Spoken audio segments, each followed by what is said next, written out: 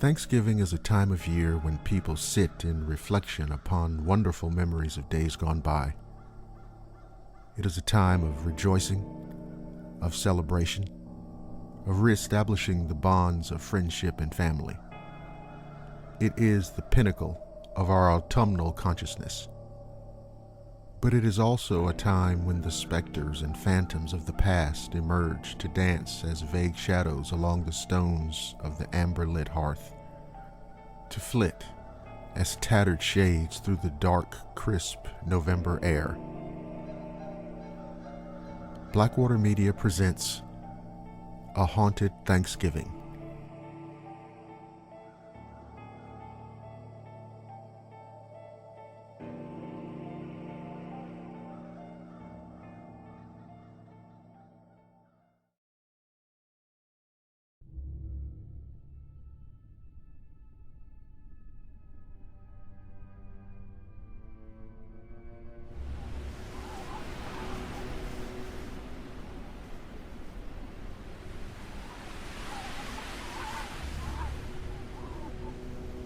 With a fresh kill in tow, the hunter made his way back to camp through snow-covered forest. The weight of the stag labored his every step. A cold snap hit. Sharp, biting winds whipped icy particles through the night air. The sudden blizzard obscured his vision. The stars, which might have been used for navigation, were now cloaked by the swirling mass of snow. The hunter marched onward, becoming rapidly disoriented. White dunes rose up all around. Freshly fallen snow covered the tracks only several paces behind. He was now hopelessly lost, caught in unfamiliar terrain transformed by the northern squall. Something in the dark, snow-laden forest continued to press its will against him. The sharp cold stung the exposed skin on his face, piercing deeply and chilling him to the core. He tried to remain calm, trudging forward through the deep snow. Survivors remained calm, and so he would do his best to battle the encroaching panic. He must focus, survive. There would be shelter nearby. People lived in the area. His mind turned to the townsfolk he had spoken with. For the first time this night he recalled the myth of the Wendigo. He had been warned by the locals about the malevolent spirits that sucked the souls from men in these forests and left their frozen corpses buried under the snow. And while he told himself he did not believe such stories, he could not help but feel he was being watched. Not just watched, hunted. In the distance, a rectangular shape stood out from the backdrop of trees. A cabin came into view. He approached the front door. There was no light within. He knocked with a solid fist, fingers numb from biting the air. There was no response. He twisted the knob, finding it unlocked. He pushed and the door swung open. Wind rushed into the cabin and snow tumbled through the open door. The hunter followed, leaving his frozen stag and closing the door behind him. The wind continued to howl outside. It was not much warmer within the cabin, but he was free from the stabbing winds. Inside it was dark and uninhabited. His eyes strained to see, and he could make out little more than outlines. There was a bed, beside it a desk and a chair. On the desk, a lantern. A rug on the floor. A fireplace, but no wood to burn. He made his way to the bedside and lit the lantern on the desk. Flames flickered about, producing only a little light and causing shadows to dance around the cabin. The walls he could now just barely see were adorned with grotesque portraits. Among the figures he saw misshapen heads, jagged antlers, long crooked teeth, unsightly growths, deranged eyes, and contorted expressions. The eyes, brighter than the other shapes, unnervingly followed him. Darkness played tricks with his mind in the dim flickering light of the lantern. He crawled under the blankets in bed and wrapped himself tightly there.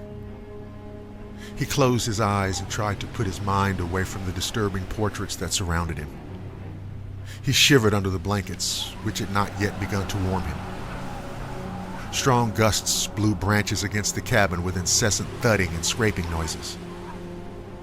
The storm grew stronger outside, and the unlocked cabin door blew open with a powerful flurry of wind. Cold and snow swirled in. The hunter jumped up from the bed and slammed the door shut, this time locking the bolt. His eyes had adjusted to the darkness of the cabin. He saw to his horror there were no portraits on the walls, but only windows. The gruesome faces had disappeared from behind them. Something skittered across the floor. In one dark corner of the cabin sat a long and lumpy silhouette. "Who's there?" the hunter shouted, as if the demons that haunted this place would respond to his voice. He snatched up the lantern and lifted it in front of him, casting its light into the corner. Nothing was there. He scanned the room, shining the light in all directions, and found the cabin empty.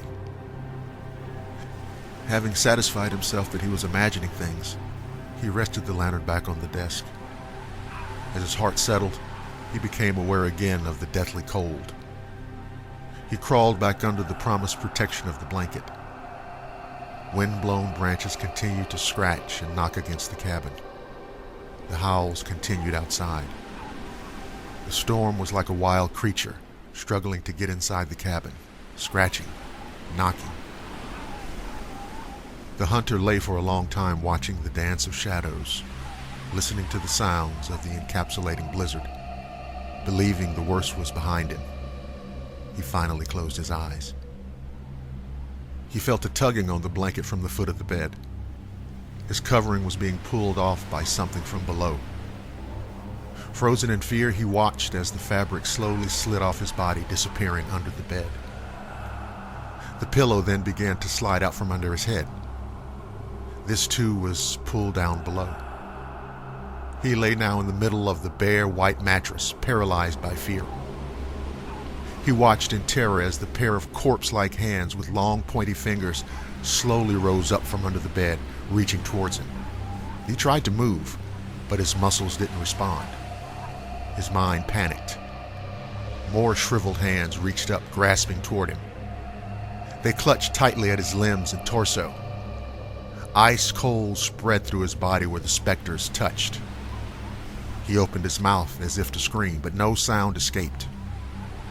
The apparitions pulled him straight down into the mattress, the material giving way as he sank below.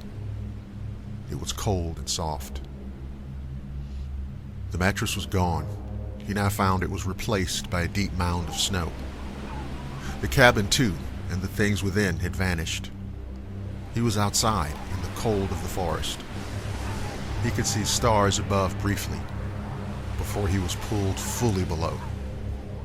Snow covered his eyes and filled his mouth. The hunter was found dead there several weeks later, lying next to the frozen corpse of a stag. It was reported that he had succumbed to the cold. His body was laid to rest, but the town folks say that his soul forever remains with the Wendigo.